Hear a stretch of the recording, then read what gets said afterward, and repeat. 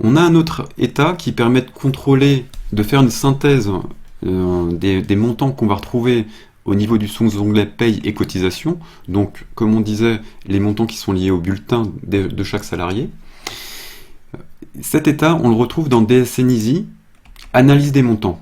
Donc c'est un nouvel état de Sage qui a été sorti sur la dernière version de la paye. Il est assez... L'avantage, c'est qu'il est assez intuitif.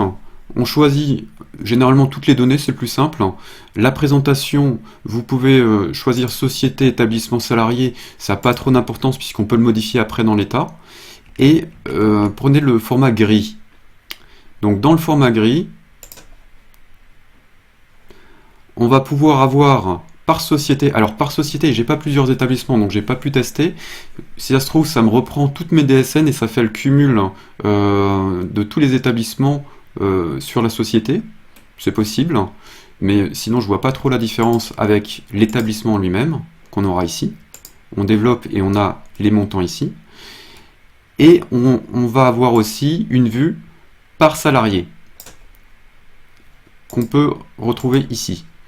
Donc, l'intérêt, je pense, c'est déjà de pouvoir développer facilement chacun des montants, peut-être plus facilement que dans la DSN, et voir à quelle rubrique ils sont liés. Hop, en cliquant sur la calculatrice. Mais c'est déjà quelque chose que vous pouviez faire au niveau de la DSN. Sinon, l'autre intérêt, ça peut être tout ce qui est vue PDF.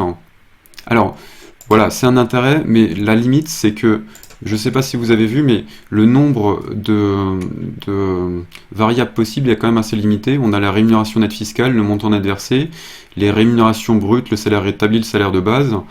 On n'a même pas le salaire brut assurance chômage d'ailleurs. On n'a pas non plus tout ce qui concerne les activités, les temps rémunérés, les absences, les temps rémunérés, les absences non rémunérées.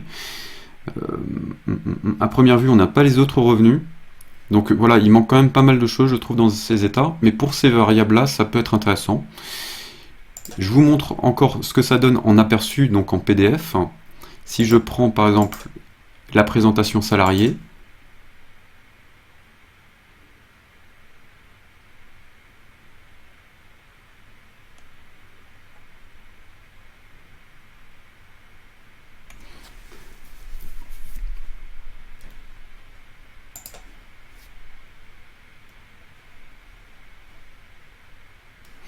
alors là, vous voyez, on va avoir vraiment par salarié, donc c'est pas forcément la meilleure présentation, mais on va avoir par salarié tous les détails, un tableau par salarié en fait. Et donc, vous pouvez l'imprimer en PDF et vérifier vos montants comme ça.